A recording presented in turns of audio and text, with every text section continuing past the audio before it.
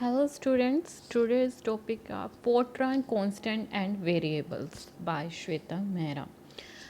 Fortran constant क्या होते हैं? जिसकी वैल्यू फिक्स हो उसे ही कांस्टेंट करें, जो बाद में चेंज ही ना हो वही तो कांस्टेंट होते हैं.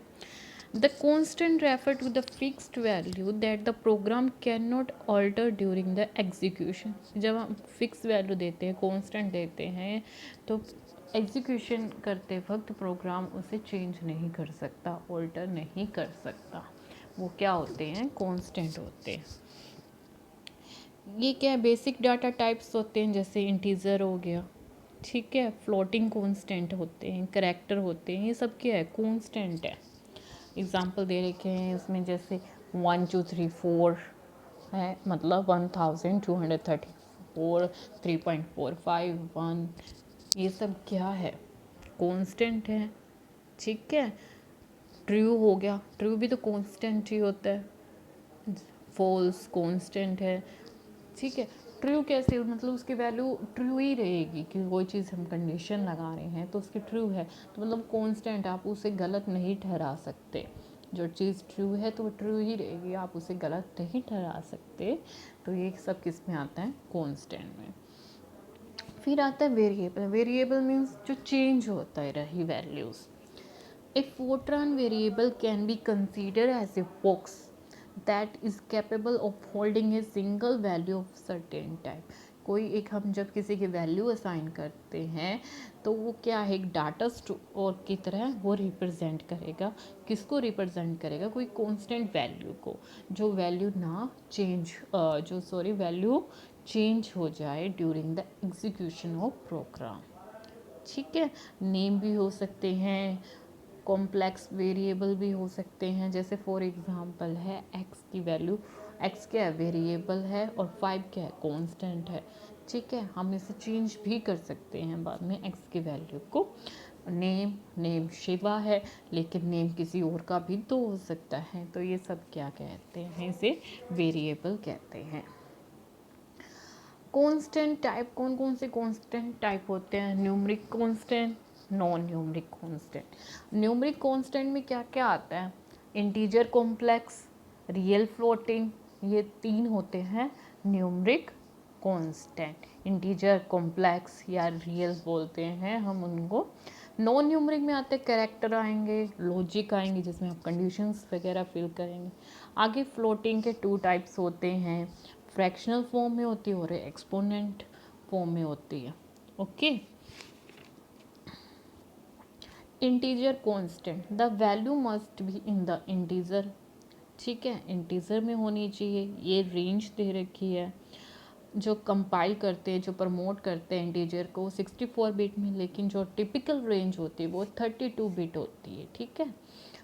इसमें मैंने मेंशन किया 64 जो हाईली एडवांस में कांस्टेंट में यूज़ करते हैं वो 64 है. वैसे नॉर्मली सब में क्या होता है? 32 बिट ही होती है. ठीक है. अप्रोक्सीमेटली प्लस माइनस 2 की पावर 10 की 2 × 10⁹ की रेंज में होते हैं. माइनस में भी वही और प्लस में भी वही. Okay. An integer constant consists of an optimal plus minus sign followed by string of decimal digit into 10 raised to power 9. A restriction, no other character are allowed except a course और space. ठीक है. क्या होना चाहिए इसमें? कम से कम ये return form में होना चाहिए, विदाउट डेसिमल होना चाहिए, या तो इधर प्लस में वैल्यू होएगी या माइनस में होएगी. Sign does not proceed the constant, it assume to be positive. अगर कोई नंबर है उसके आगे कोई साइन नहीं लगा हुआ है तो उसे हम पॉजिटिव मान के चलेंगे. ठीक है. फिर आता है रियल फ्लोटिंग पॉइंट. ठीक है. रियल कांस्टेंट को क्या बोलते हैं? फ्लोटिंग पॉइंट कांस्टेंट बोलते हैं. ठीक है. जिसके अंदर क्या होता है? फ्रैक्शनल पार्ट होता है. Integer number also referred to as a fixed point number. The other 3 numeric types are called floating. जो थर्ड नंबर पे, जो मैंने न्यूमरिक टाइप में बताया था, जो थर्ड नंबर पे बताया था, क्या बताए थे हम? मैंने आपको इंटीजर होता है, फिर कॉम्प्लेक्स होता है, फिर फ्लोटिंग. ये जो थर्ड टाइप है इसको फ्लोटिंग पॉइंट बोलेंगे. ये number is sine number with the decimal point. आप डेसिमल पॉइंट में भी इसको असाइन कर सकते हो, माइनस प्लस. ये फ्रैक्शनल में आ गया ये क्या है, रियल कांस्टेंट है या फ्लोटिंग पॉइंट है। ओके, इसके क्या कुछ रूल्स होंगे। रूल्स क्या है कि at least 1 digit must be written with decimal point, इसमें डेसिमल पॉइंट 1 डिजिट जरूर होना चाहिए, पॉजिटिव नेगेटिव कुछ भी हो। और क्या, जिसके आगे साइन नहीं लगा वो पॉजिटिव होना चाहिए। रियल के 2 टाइप्स है, फ्रैक्शनल और एक्सपोनेंट। फ्रैक्शन में आप पता ही है फ्रैक्शंस में लिखोगे, एक्सपोनेंट आप एक्सपोनेंट में लिखोगे। ओके, फिर आता है कॉम्प्लेक्स।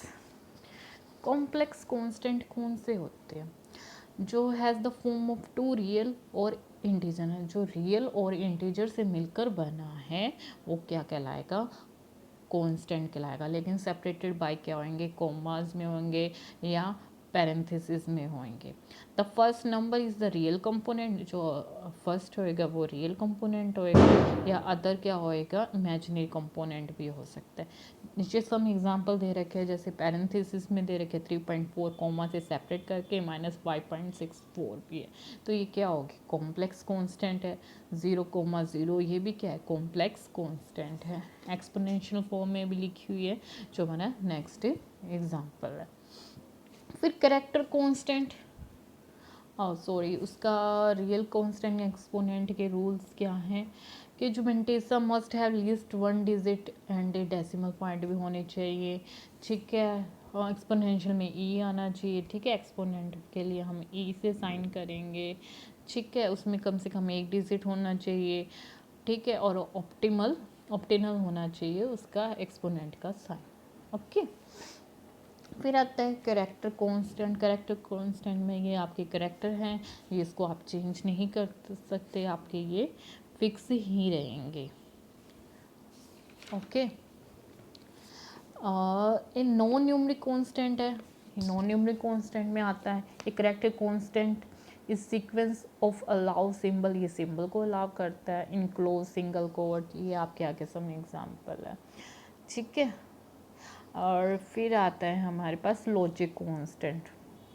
लॉजिकल कांस्टेंट कौन से होते हैं, ये नॉन न्यूमरिक है, इसमें it can have only 2 values आती है, या तो ट्रू होएगी या फॉल्स होएगी, ठीक है।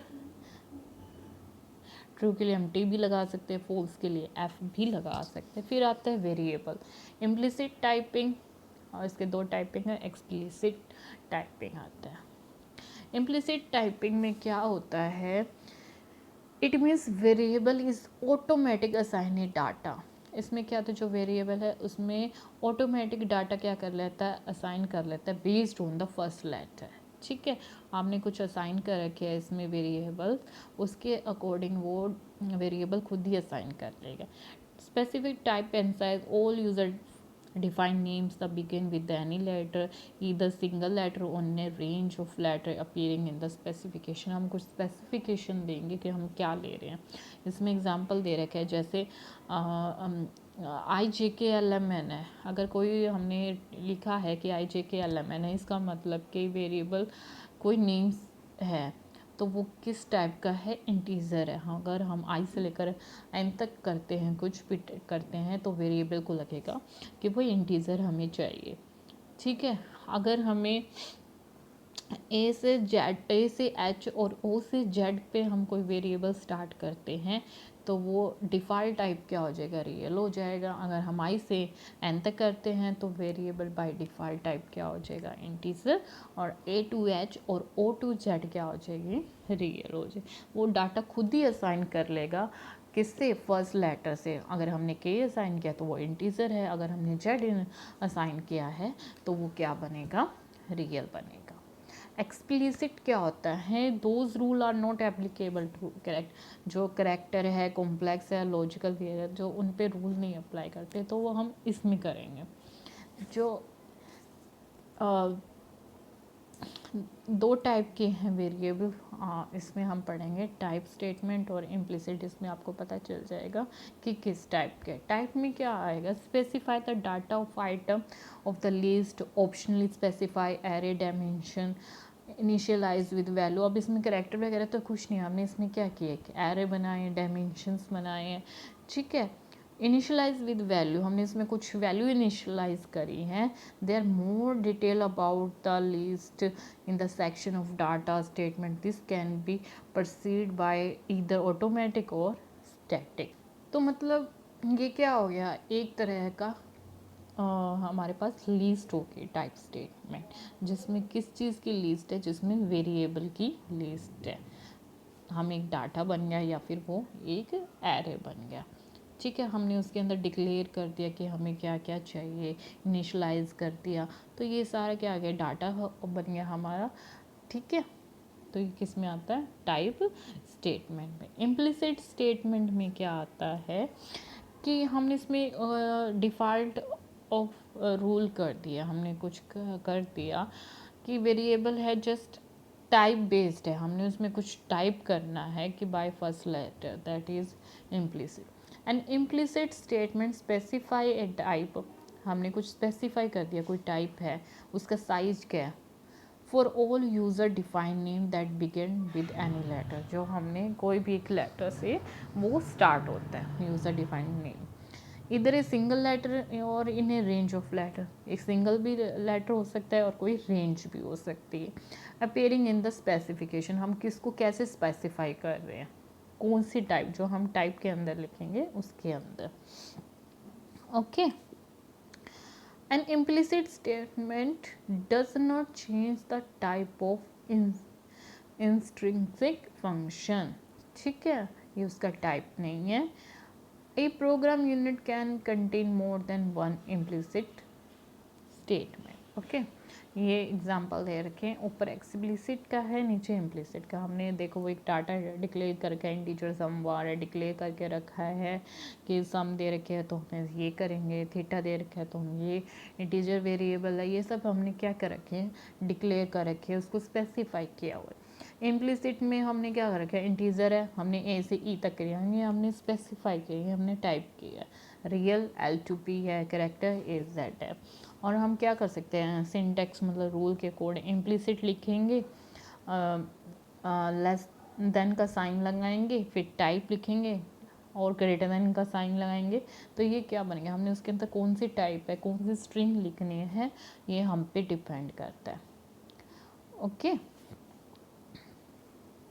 आज हमने क्या पढ़ा, कांस्टेंट क्या, जो जिसकी वैल्यू चेंज नहीं होती during the execution of program, जैसे 1 2 3. फिर हमने वेरिएबल किया, ये कांस्टेंट को रिप्रेजेंट करते, लेकिन उसमें क्या होते हैं, वेरिएबल होते. फॉर एग्जांपल x = 2, लेकिन इनकी वैल्यू चेंज हो जाती है during the execution of program. Fortran constant 2 type के होते हैं, न्यूमरिक और नॉन न्यूमरिक. न्यूमरिक 3 टाइप के होते हैं, इंटीजर, कॉम्प्लेक्स और रियल. आगे रियल 2 पार्ट्स में डिवाइड हुआ है, फ्रैक्शनल और एक्सपोनेंट. जो हमारा नॉन न्यूमरिक है वो 2 टाइप्स का होता है, करेक्टर एंड लॉजिक. फिर हमने पढ़ा था इंटीजर कांस्टेंट, इसमें क्या होता है कि इसमें फ्रैक्शनल पार्ट नहीं होता, लेकिन साइन क्या होता है, प्लस से माइनस के बीच में. 32 बिट कंप्यूटर सिस्टम हम रेंज लेंगे, टिपिकल रेंज लेंगे. ठीक है, और इसमें क्या होना चाहिए, डेसिमल पॉइंट नहीं होना चाहिए, प्लस माइनस साइन होना चाहिए, अगर किसी के आगे साइन नहीं लगा वो तो पॉजिटिव होना चाहिए. फ्लोटिंग क्या होता है, 2 टाइप्स के होते हैं, फ्रैक्शनल और एक्सपोनेंट. फ्रैक्शनल में डेसिमल पॉइंट हो जाए, एक्सपोनेंट में हमारा ई हो जाएगा, वो प्लस भी हो सकते हैं और माइनस भी, और जिसके आगे साइन नहीं लगा वो पॉजिटिव भी होंगे. ओके. फिर आता है कॉम्प्लेक्स, जिसके अंदर रियल और इमेजिनरी पार्ट को मिक्स करके जो बनता है वो हमारे पास क्या होता है, कॉम्प्लेक्स. जैसे फॉर एग्जांपल 8 + 6 आइटा, ये कोमा या पैरेंथेसिस लगा के भी हम कर सकते हैं. फॉर एग्जांपल 0,0, ठीक है, ब्रैकेट में क्लोज कर देंगे. ये सब किसके हैं, कॉम्प्लेक्स कांस्टेंट के हैं. फिर आते करेक्टर कांस्टेंट, करेक्टर तो करेक्टर ही रहेंगे. फॉर एग्जांपल डॉलर हो गया, स्ट्रिंग सिंक हो गया, इक्वल हो गया, पैरेंथेसिस हो गया, प्लस माइनस के सिंबल क्या हो गए, और ब्लैंक स्पेस मोस्ट इम्पोर्टेंट. ठीक है, ये करेक्टर ही हैं. अल्फ़ाबेट्स भी हम करेक्टर भी ले सकते हैं. तो ये सब किस में आ गए, करेक्टर कांस्टेंट में. लॉजिकल कांस्टेंट क्या है, लॉजिकल में क्या होगी, कंडीशन होगी इधर ट्रू और फॉल्स. ट्रू के लिए हम टी भी लिख सकते हैं, फॉल्स के लिए हम एफ भी लिख सकते हैं. ओके. और क्या है इम्प्लिसिट टाइपिंग में, हाँ आपको मैंने बताया था कि हम वेरिएबल मीन्स ऑटोमेटिकली जिससे असाइन कर लेता है डाटा, उसके फर्स्ट लेटर को रिकॉग्नाइज करके वो ऑटोमेटिक अपने आप डाटा असाइन कर लेता है। जैसे IJK LMN ये इंटीजर ही रहेंगे, A to Z या O to Z वो क्या रहेंगे, रियल। एक्सप्लिसिट टाइपिंग क्या होती है, जो फ्रैक्शनल जो इन कंडीशंस में नहीं है, जो क्या आते हैं एप्लीकेबल ही नहीं होते करैक्टर पे, कॉम्प्लेक्स लॉजिकल वेरिएबल। जैसे मैंने आपको एरे का एग्जांपल दे दिया, हमने कोई लिस्ट बना दी, ये उसका जैसे टाइप स्टेटमेंट हो गया, जिसमें हम टाइप लिखेंगे किस टाइप का है, हमने उसको असाइन करवाएंगे डाटा। मतलब कि ये है कि हम ये करेंगे, प्रोसीजर हो गया कि हम डाटा को किस तरीके से ट्रीट कर रहे हैं बाय यूजिंग ईच वेरिएबल। सो इतना ही आज की क्लास में। Thank you so much.